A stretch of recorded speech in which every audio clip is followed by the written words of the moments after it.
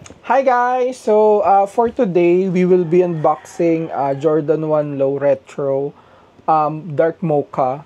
So, bagong labas lang to recently from Nike. So, nanalo tayo sa raffle. Bali, ang na-score ko ay size 10.5. So, Air Jordan 1 Low Retro Black Dark Mocha. Ayan. So, yun yung colorway niya. So, as you can see yung box din, medyo dark mocha siya and then black. And then, ito yung side. Ayan. So, ito yung bottom part ng box. So, let's proceed. Ito. So, na-check ko na to. Ayan. So, ito siya. So, nice, di ba? Ayan. So, zoom natin per pair. So, yung first ay shoe is this one. So, ayan yung logo niya sa likod. So, the details. Tapos, yung material niya dito. Ayan, ang ganda. And then, sides.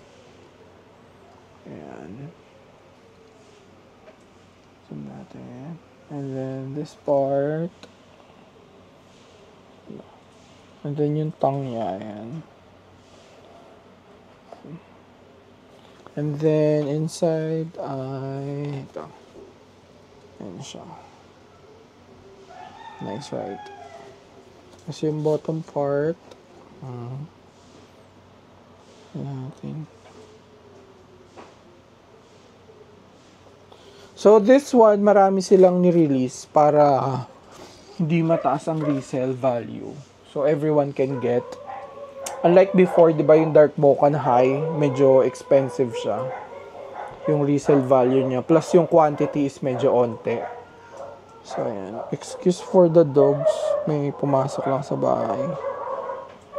Ito yung back part. And then, this part. Nice, right?